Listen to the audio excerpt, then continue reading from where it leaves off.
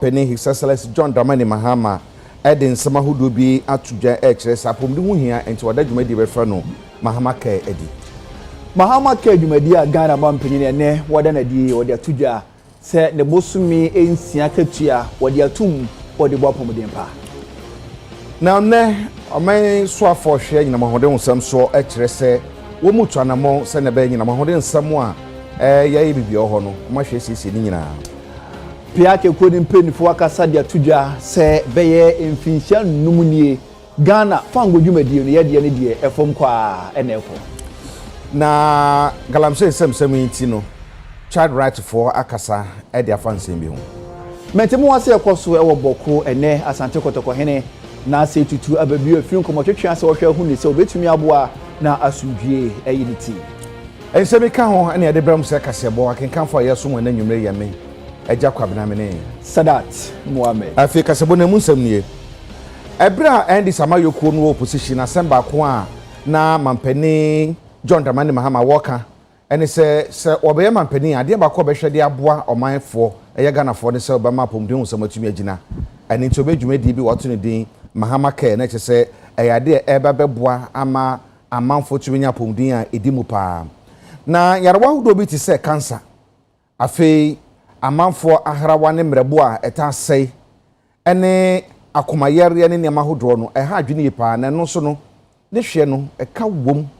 ene ti mampani kire sei sa Mahama Care ode abai no wode ba se de bai a wo mo wo sati bia no no ebetumi enya mmoa na mo nya ayarhwe.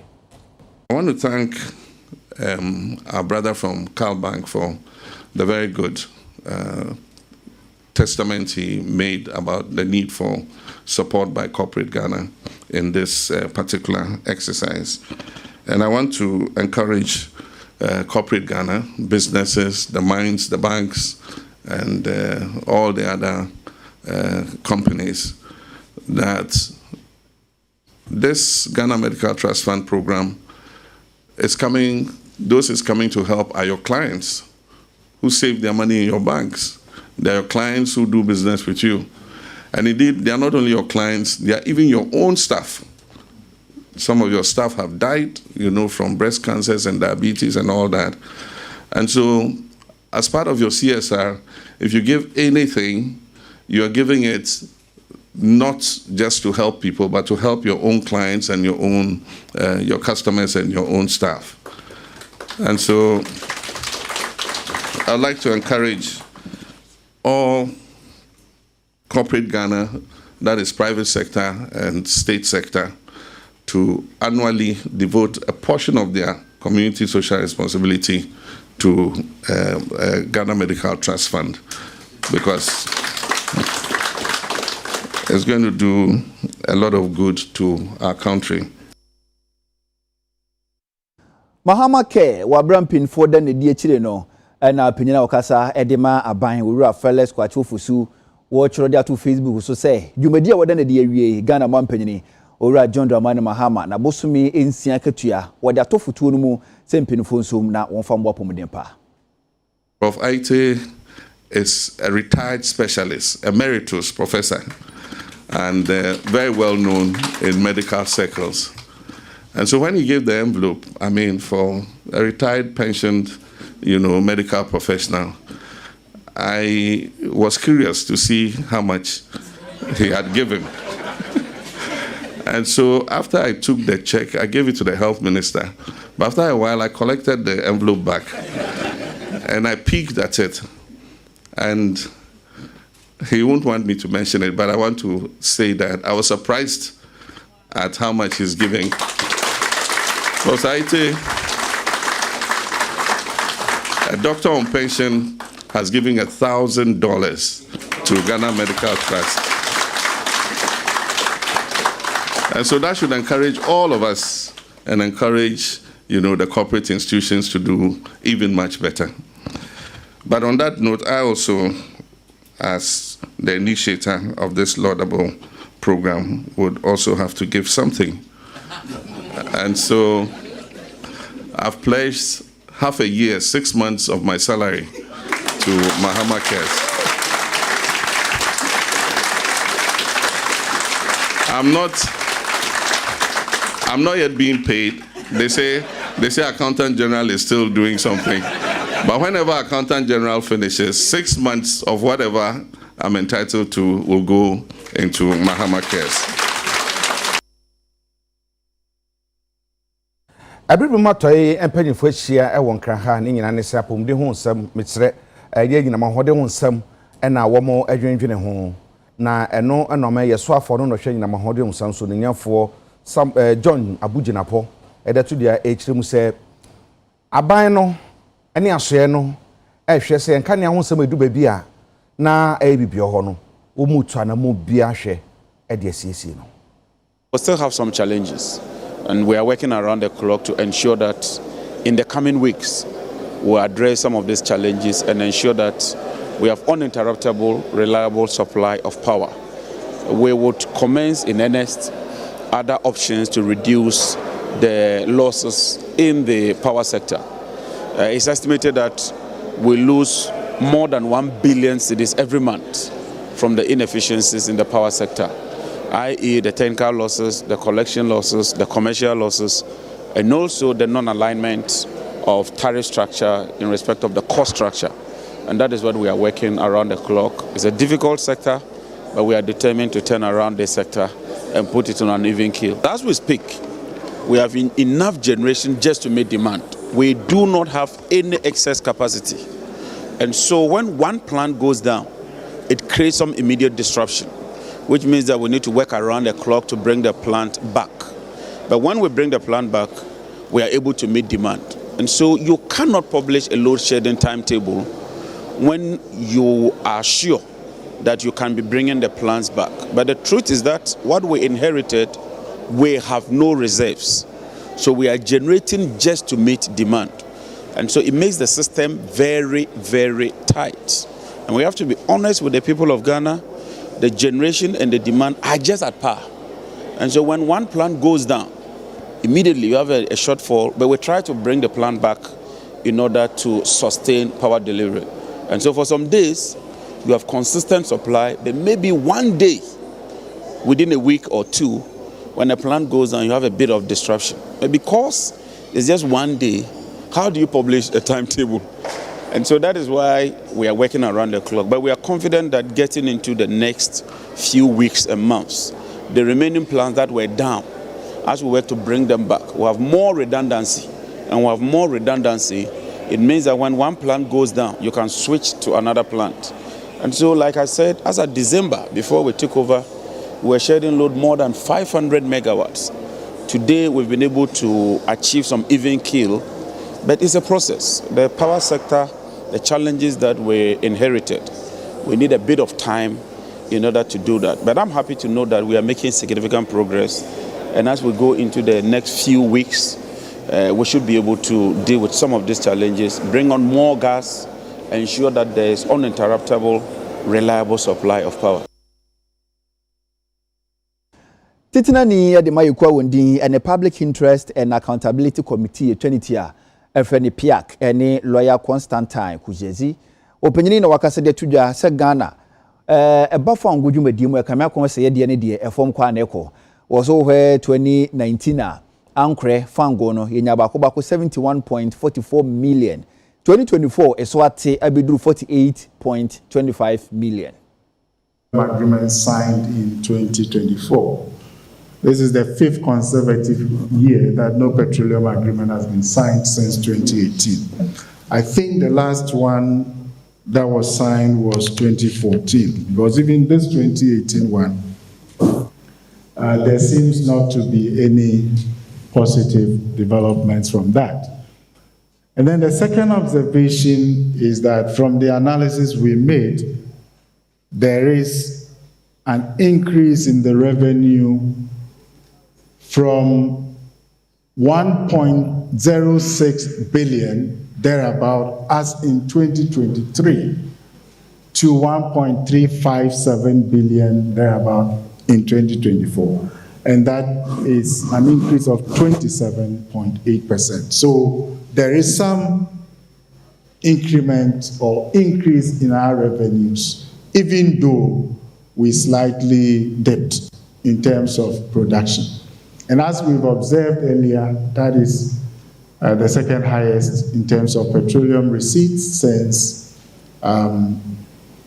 the beginning of production of crude oil, the highest being 2022. And our findings are as follows. Crude oil production still declined for the 5th year, albeit not significant. And we made a comparison to 2019, where we had 71.44 barrels, and now it is 48.25 million barrels in a year. And the year-on-year decline of 0.1% and a 5-year average decline of 7.4%. The total proceeds from GNPCS Flow Coast liftings received in 2024 amounting to 145,681 was $117 million was not paid into the PHF. This is say energy transition and competition aba for investments in fossil fuel. No, ebe here say bit my enhance fiscal regime kakra na more attractive. And the chat will be on the mansotwe this time na ba be characterize the extractive sector. No, I see a share na ye hu bibi. And no but near international arbitration. And then away the international arbitration ya dinina. Then you do one answer your qua you lose. And you know the impression created out there and say Ghana a hostile investment destination. Was Hashem Korea say and Penia one on us Jumtineni Edema Pia Kabijokuno, a year lawyer Constantine. Kujeji eda tuje chire mu se ho be hia se ye gas ya ye wo magana mu ha no se na baze gas tie no ye nsantre mu ne ye bi nkan se na be betumi abo ama gas bebre ba ye wo no yetumi anya so mfaso this ya wa trouble gas plant e se nya mo e se nya bi en me wa regime se ye betumi enya more of such infrastructure so that ye twin gas na enfienum ya fa enti ya Ashi, like I say, we forfeited it. Ashi, in the Asia, just say we've lost that money. But near a cow only say priority areas Sikana call business industrialization. And no, just say yan yaka say ye no yan fasikani be anko. And the report any highlights is clear on that. And one say yes. What we can do, where we have to put the money. Yeah, benefit. OSHA report your petroleum revenue funded projects. Sasikano, ye call project inspections ye hubi. Ebo ye kwa enya ninyana ye ho ye neje ho ye no ehun report. But like I say, BT say Terminal 3 Kotoka if ebi kan Temamoto way they say ebi kan me baby I'm free water credit. There is a trunk road from Nkrofo Junction to Dupont Junction. It's called Akufo-Addo Link. That route was funded by some petroleum revenue. Mentemi wase yakoso obokuna no wadin papa penam so ama sante kotoko hene na ase tutu abebi waye ne se obeboa ama sundwie afa ne ntoma pa edi frana ne ekomotwetwe firase ewo manhia fikesiem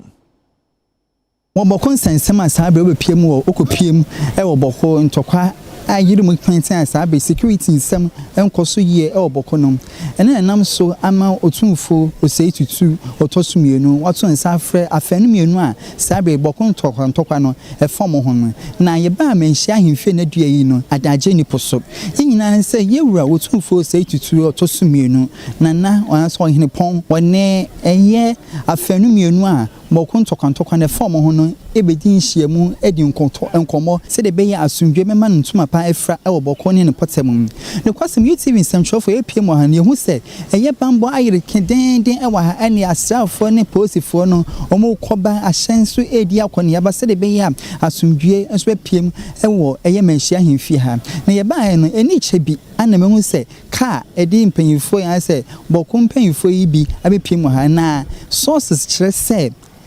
ene wontimi ni afanu mienu nyina enhia mmom saa ode baako behia echi amebo no de baako nhia nti ya wada aidi yanim no na otimi ni omo mienu nyina atena ase ne ya pa asem no poma sibre nti UTV ye wo ha a ye hwa ye de ani kro twamansa ne ye hwe se de asem ne bi ebeto bia no ye ma ahwefo ene etiefo nso so ehu de ekoso Prince Kojo Buadu UTV News menhia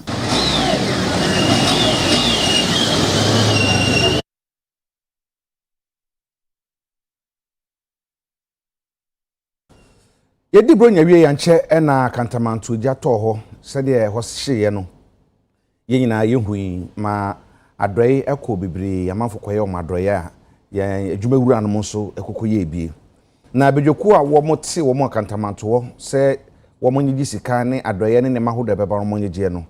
ene de wo mobu akonta de akire ekuma nyina ne ganafo nyina wo ne ma wo musaka no je wo mo de aye abra kantamanto hye na mpanimfo tu mi se me megina mpanimfo anem na donation bi a ebe bia no mengi na menhwe emboa ma yemfa ni dwuma de sese edie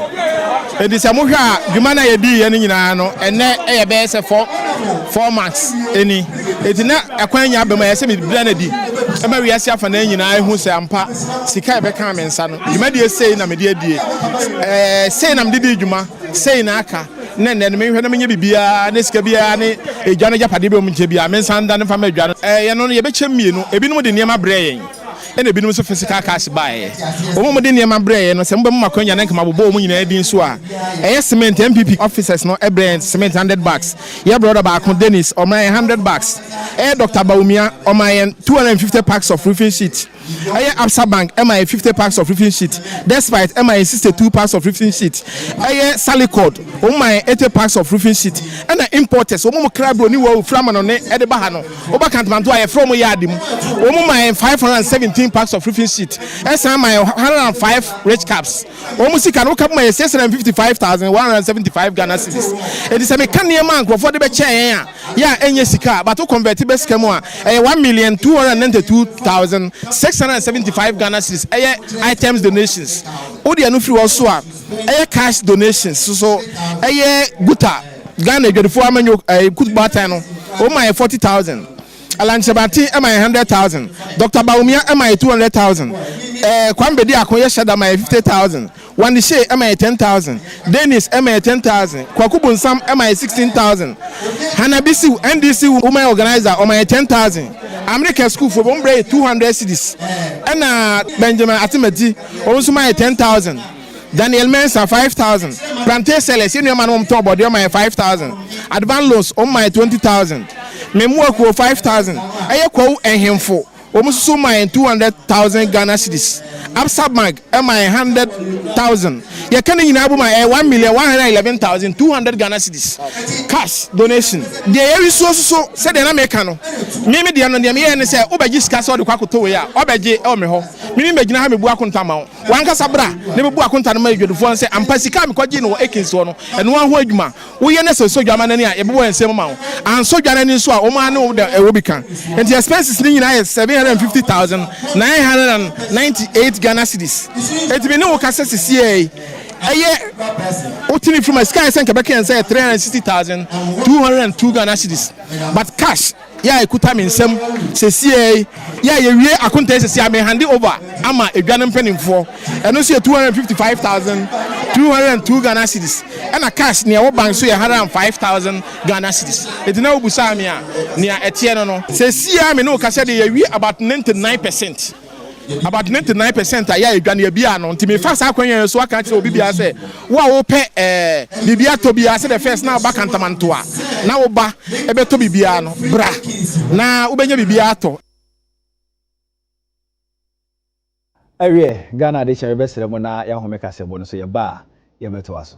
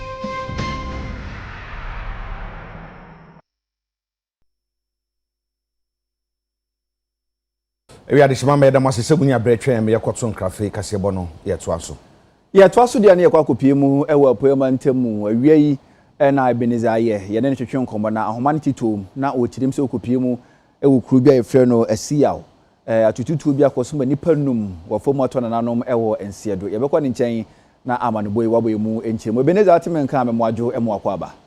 you minu ya bere ma me joso Ebenezer boy enchire mu eba ne sen na nipa num etu aka wo mu you minu ya sene awo kan no akuyafo a wowo asiyaw na wose nipa bi ereha won adwene ewo wonfu mu won no bae ne ade nwia tufu bi aba wujuru won ye magua wosaw asase no so nwia nti wode bedan adonten panyin a ewo akuyapem se wosere won ara won ka bi ma won esanse won na asase ne ye won de a se na be ye ban itime fi asase no so na won inyuma a woye no ngafia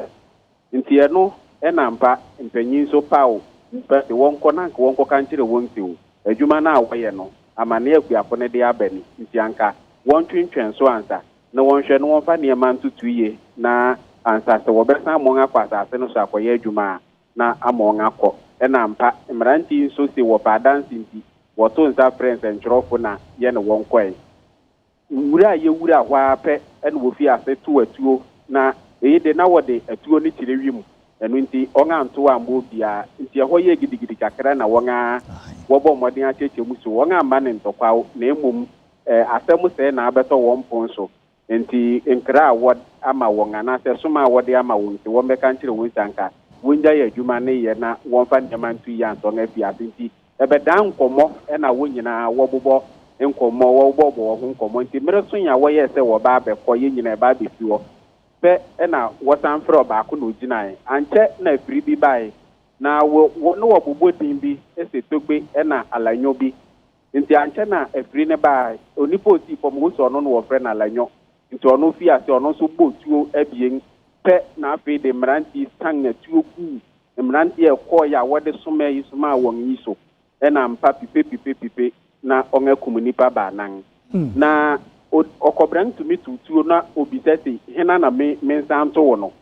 na wode saa na togbe na onu di won anim na oma won command de won tutuo no onankasa tuo ni bi koka ne kokko ame na okan prempren wode na kopue wo koforidua na ansa na asemu yi beba ne enura na akuyafo ni si wore yensa nchorofo nhia mu nti wo to nsa frɛ yensa na yekwai na minua enura adwuma wodidi yen wo ho ma ye nipa ba akokora wode nsa keka no enura no wosi wore kum nyina abreko na alanyo yi akuri ya beka kiri so nja emo bia nya yenhwe na emo yenko na ema yentu ye nan nti ho bi obi afre yensi ye ma ho ye mra ho a ema ye ma ene se ene nso yesan kwa yen anim a etufu ten once na no twam wo waso ho a me na okan nipa ba enum de onga kum wo nyina ma apolisifo akofo akofa emu na wodere konkran akoye mu hwehwemu ni Ebenezer de di kan no eye nipa ku anasa adwumaku na wotu asase wotu anwea e wasase ne so eye onipa ba ko ne hoye ne mu mranti a wode wo mba no wo chimu ti woye langa so adabia ye kan nga asem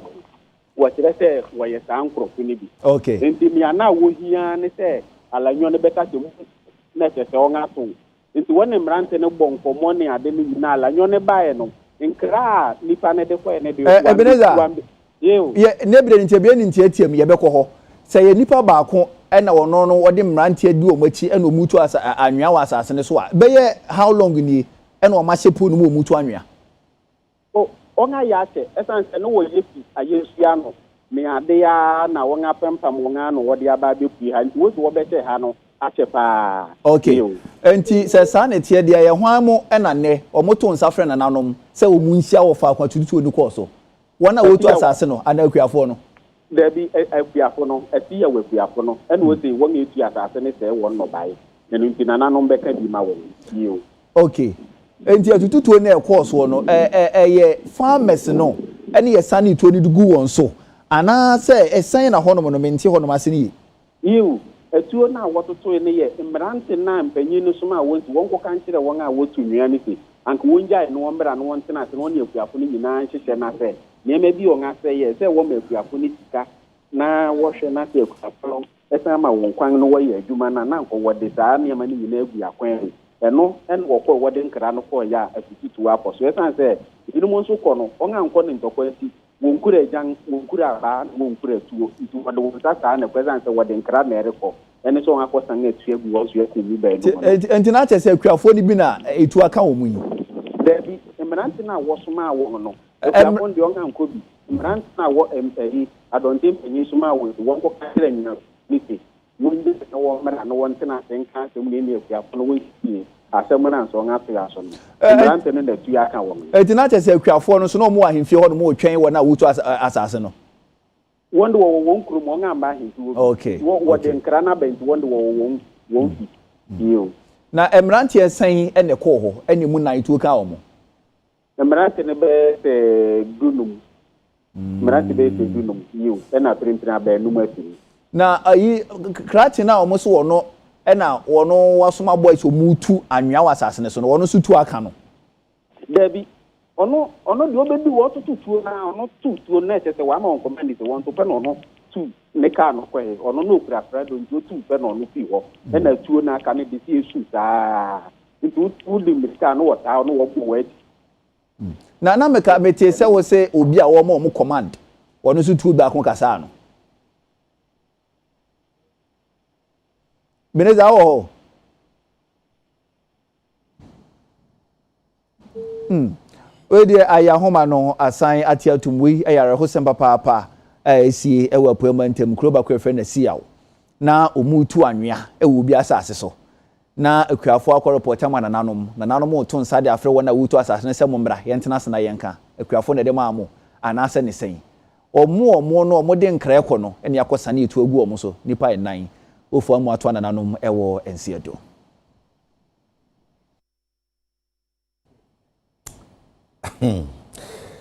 yɛbɛkɔ nsɛm foforɔ so na wokɔ Kumasi a brɔndo baako wɔ hɔ anasɛ kuro baako afrɛ no Duase na Duase fo asɛm a wɔka ne sɛ bebia nananom ɛne adehye kronkron yɛ Duase adehye kronkron no so mo kɔ akura a bebia ɛkɔkora wɔ mo anasɛ sieyɛ no enipa ɛgye asase nafa wɔn besi dan na namanfo no kyerɛ sɛ deɛ kɔ no ɛmmoa ɛsan sɛ baabi biara o nipa da sɛ ne behu biara no obi so osi da obi so gye asase ne fa ama baabi a ɛyɛ sie a yɛsie nananom ɛyɛ kronkron bia soronko a manfo no ni ho agorɔ no ɛhɔ nso ma gye abɔ so ama sisi yɛkasɛ no ɛhɔ ahye paa Duase eye kuro baako a ɛbɛn buo krom na ɛhyɛ Kumasi Metropolitan Assembly ase na okopie mu Duase a adehye ɔmo wɔ hɔ emu mpanyinfo emu nkwala ɔmo ebu afu yie paa wɔmo ɛkyerɛ mu a private developer bi akowura asase tam a saa asase tam no ɛyɛ emusieye anka amanne ne amamre kwan mu baabi yɛsie nipa de ɛnya ade a obi bɛbɔ no humusuo kura sɛ ɔkɔ akɔyɛ adwuma wɔ hɔ wɔmo ɛkyerɛ sɛ nipa koro na wɔyɛ saa no ɔdi grader akɔakɔsi a wadwi ɛno ɛna adehye ɛkyerɛ sɛ dabi ɔmo srɛ asante hino tumfo ɔsɛ tutu ɔtɔso mienu sɛ nimenim ya wɔnhwɛ sɛ emusieye a nananom atwa to wɔnom efiri mfie bibrenie obi etime de ne pɛ akɔbɔ afa hanom na ɔmo ɛkasa na ɔmo kyerɛ sɛ bɛyɛ 2011 ɛna obi so ɛkɔyɛ saa nananom ɛne adehye ɔmo hɔ ɛsɔre etiaeɛ a nipa koro edwaneyɛ na ɛbaa ne sɛn ɛna obi asa aba hɔ ɔbɛyɛ wei hwɛ nananom dan kasa ade a otumfo chikura no ɛna ɛkɔ so no adan bɔne bɛ ne ayɛ samikani no a ka santima ka tinka hwɛ na wa mo hwɛ ade enti wo abusuafo na to omo busuani na so a ka obata se de ye mejigo obi moka abusua bi moka ento omo de hye enna so na obi afu adufuru penti ye mejingu ye koya na e bai yɛsɛ obiara sɛ mo bɛkɔrɛ ne biara no ɔnka bi na ɔmo fa no korɛ ɛnto deɛ ɛda yɛsrɛ wɔ tumfoɔ a wɔte kɔkɔɔ soɔ sɛ Duase tako na kwabena ɛyɛ wɔn noa ne bosom kɛseɛ wɔn na wɔkasa a oyi na no ɛma no sɛ bosom ne n'ani abere papapapapapapa sɛ panyina akɔla wɔn mu Duase mɛn obiara sɔle obiara yɛ nea wɔpɛ na nka wɔba abɛsi atimi yɛ diplomacy ne bo atimi awura mansan nyinaa Duase kuro kɛseɛ yi ɛnsa mampɔ kɛseɛ atimi aba abɛdwi adwi nkurɔfo mo ɛna nkasa adenti na ese basa eti ye dia de sre wotumfo wote kokoso ye se apanachew kuro na ya ne dia enti o mefa kuro yi nomu na o meka sa wadua se ye hia wo hene ni kuro yi munti ana abasa ese dua se ya dampan enti dodo na dia kan se ye hia wo hene ko mesi wo hene ma ye kuro nim na dua se so emfa no toma pa emfra from 2011 2010 and you say nipa bi ye adwuma wo ye sie eti ye tu wana mo ema baby a che de enkata ko bia ye record ye ko ba fo suman kwa hin no e ko bona mane ye tu ana mo bebre ena nipa ye breaki wo ena de ye da ma de chia ye hu se ye sama mpa aka no omudi machine grader adwu eho nyina ama nipa nkasa nyina apiepi ye hu bi da wo ekromo wo eti enne ena oman no nyina so de se saa ne ye na akoso no yetime entra so ye pese amansa nyina te ye ne na babia ebedu bia ye behia amoa bia ye betime sisa ade no kwa eti ye besre se obi a o wo ho moa bia obetuma boa ye bia omo mra no omo ema boa ye ye na da bibia ye bia eti be enkoso wano ema ye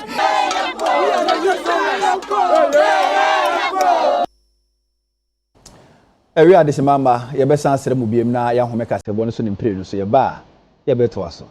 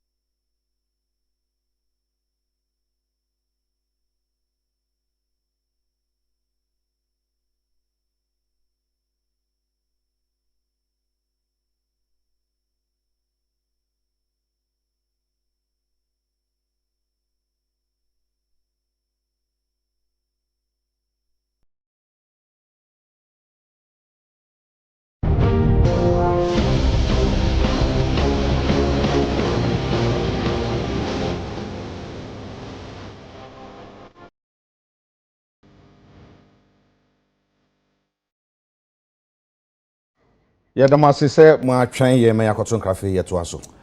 Yensan ko pie mu ewo atoyema ntemu ye nyane ntie se nipa bi osusu se woye NDC mabuno Forestry Commission atene wo hono wakopam adwumayefo nyina watum. Ede na kote bayira homamu yi. Kwabena Dixon ewa homa so kwabena otimen ka memwadwo emu akwaba. Sadat mejoso. Kwabena yen se bre bonitewu. Ede na asi amabuno yi akoto Forestry Commission fo atena yemu yi. Yo. Ena awie yi ena yenya ntie se emabunu bi a wodie ennuadwuma osusu se wo mo eye NDC titafo wo ma tokre da kete pa abuhwe fi se wibu akwabupi o se wi yo so eye Western of Regional Capital ya hinkuru katie mu ya wo mo ko ya Forestry Commission wo ma tran kete wo mo office regional office ena mo de nkredo yi akwakugum na ebra asam ne yete ye no pani so kuturu nu ma na otere kankan nti ena ye frɛ na naboate wodi NDC mabuni yani eni e bisa de sɛ nya bia no ye ni appointment na o mampani de mema no ene dia wanya no no ana na o se daabi na ono ye NDC ni wo mo mba no NDC kitafo wo mo ye nu adwuma na emom de ma ono ye NDC ni edi anim nkoto atan kɛse anim ene sɛ ebra NDC Wamutu wa mu opposition na obuhu se owura Steven bi a ono Forestry Regional Manager wo Western North na omu twa nua pa Galamsey wo forest mu ye kwa ebretio mu na so owura yi wa fitiri kura ye ne MPP ni bi abowura mu anu akotwa dua obowura mu anu akotwa dua wa nkata ene Galamsey ko so sa na so ye to abawie ye pe ya NDC ebedi nkunim pe ene owura bi a ehu kwan ya faso bokwa ye ho ban NDC ni bewura mu ana o mate no we ne bewura mu ana o mate no NDC ni na bekwa asia na o mate no eni ti omo de o ma kan plain say owura Steven Bia no o ma hwehwe na te hu say we MPP ni a ebire bi etwam ko dina parliamentary candidate enti NDC ba ye no wonam kwa bi so NDC amanyuko ni din ti omo ye NDC fo ne de enya de ombe ya hwe ha ama owura bi a eteta nkofo fa ho die so no mo tre ne oba timber firms wo ha sei no they say wa say bi mo am so muntimi nya nnua enti workers babro be 1005 ena that timber firms no ayi wo madi wo ha enam so ena saa owura ye fem na naboate no edi wo manim na bre okoye no de na owura Steven bi a wa pie awia na wo kwakodi di nti omudu wa no se come on workers nti sa wi mfoni a mede ba ye na adwumayefo a wo Forestry Commission na NDC mabri amu nyina esi abonton kwatete nnua ase ena omde nkredo ni tutumu eti ebra regional police command no so teye no ena basahare so a omoye ntentemu a wom kokko diram no mkodu woni de na sese mabunu no oma baya de oma aya wie dem na mi bi so owu adu ase so bo sei ena ndi tamadoko no ede bom na te sei ena osibu nukwa bi anim na emom mo ba ni free sankore wom a wom nam kwati kwase legal change of wom bo wura payim ena oma twa nnua bi agu ho mo kire se wom nkrata na nkom kwasi sese nnua no na so wotira o matra ye ewo aban yi nkran wo mo de said ya ma region na fe district ni nyina te impo nnua na ebetete wo mo no bibi afa no oxen si ebodi don komi ton se nnua no de ko aban futu mu no wo ma cha wo mo se mo obi anya ntinya de obetumi aye nkrata ama mo agbawura kwayem ama nnua egugum no makwa akotwe eno na mabuni anti wo mo da eneyi wo mo kusu wo mo no wura bi atra ta enipa ba ho no omo do osusu se ye NDC fo nemum emagunu bi ne mrantie bi a efri sankore na omo tinkense talk redo ba beto eye sa office kasi no nti ubi sa ye dia na wei ene nsema ene e ko so e wo sa wi so ahenkuru mu kwabena se na police fo bi office no na make say dia apolisifoɔ abia bre owura bi a e ko line ta oba beduru wode dia na apolisifoɔ aye ntentemu a aba bedie bi office no na mo mabru ne dia ko ma nya obia na minim se efri tena ko no mabru na etu sa na mo no apolisifoɔ beto nsa afre bi ana owura bi aba ye dia wa betra na officer wakoso a wo ye na dwuma kwabena no na migina so mabisa se ede nsese na apolisifoɔ de gu pono so a wo de bo Forestry Commission fo adwumayefo ene o mo panyin ho ban e wo sa akwa so enu akwa ye asem a enu so ye tena ye ne police sign ye ono e wo Western North region ha no ye okuta hodie ntie kwa sansam no so ye bebi setan se efi be se ebre to abawie ye no ase mantam no ne bambo no atopese kakra da bia behu enuafo da bia behu edam so kra na sa okaya inipa ni bi kra akotututuo bi mu afire wo mo empa eti etena bra ye sia police sign ne de yɛbɛbisa no saa nsɛmmisɛ yi nyinaa. deɛ ɛbɛfiri mu baabi a ne yɛbɛsa aba wo nkyɛn na yɛbɛgya amanebɔ. Yo. Kwabena Dixon de amanebɔ yi ɛfiri atɔyɛ atifido mantamu ɛna wɔde ɛbɛsom yɛn. Dwamtenani Edema Hill Confonochi Teaching Hospital. Ye penia ye freno Sami Edru Boache Edetuje Chim Sekitwa Biensa and Kakrebi Obiano, one fameboa. Titinani ya wada Hill Comfort Anoche Jumadieno ano eye. Ora Sami Edu Jemfi wano enesre Ghana for ye war amanonene Ghana for hina se. Wamo emeboa na Comfort Anoche aban ayarisabiano yensie na enyefe. Wase Comfort Anoche aban ayarisabia kesi etosumienu wa Ghana ha ya se woko mantam dunsia ye wa Ghana ha na emu dumienu dia ha no moba beja yarishe. Ensami wadi tudwa wabra Council of Ghanaian Chiefs here what Netherlands Eddie US Sikano $11,000 had by say one from one Hill Confanochi project no entimi enimu Confanochi Ghana and Patamako Mako Edunsi and Eshimu Edumi 12 and a die Confanochi. So if 12 and a die Confanochi there, let's just say contemporary intimi and the inside statistics just say ambulance a more soon about Confanochi, say a free accident site, say a free fee, say a free hospital. Ghana a more soon about Confanochi. It means that Confanochi needs that level of attention. I will say to me. The because for us, say project, no, I think I shall say,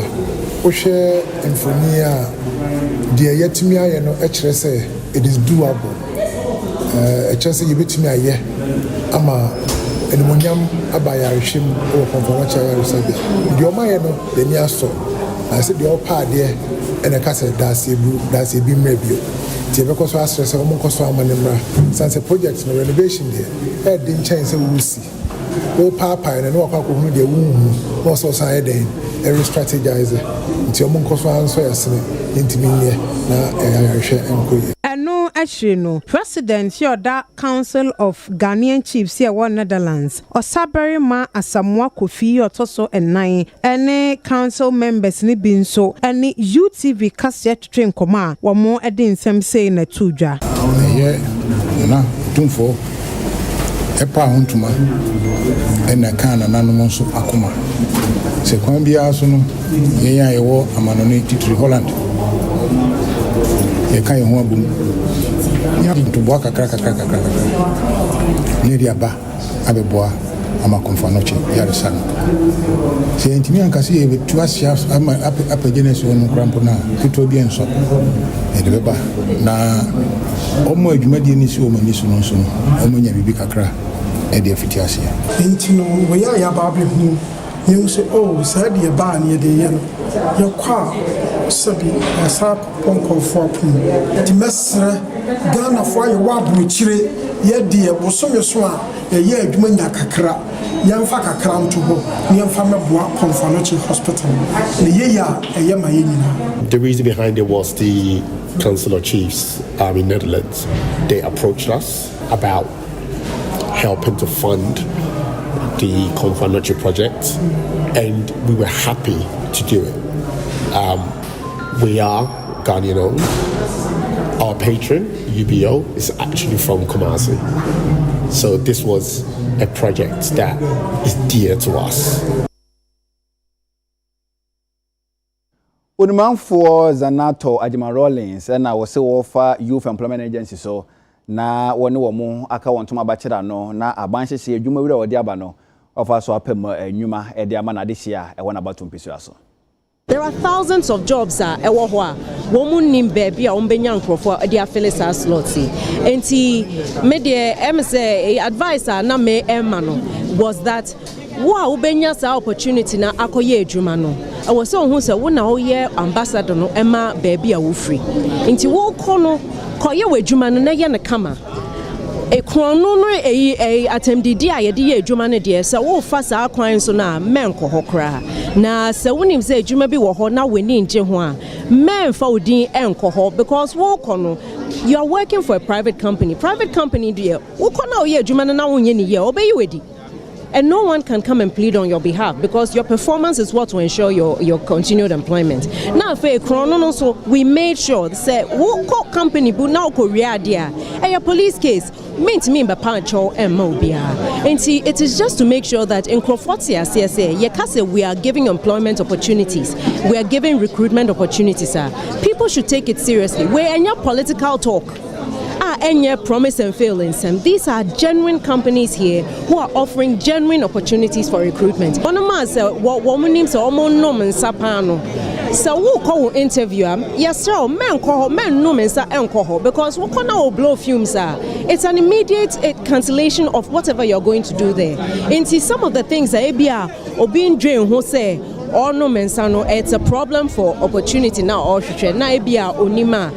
are the times when they get those pieces of advice. So the you don't spoil an opportunity for work. Now you name say in some no, it is say using any other drugs. Some people are addicted to alcohol. And no asema ye bet me abwa say, oh, you can get help here to be able to stop to stay away from alcohol. So being addicted to alcohol or any other substance, there is a mental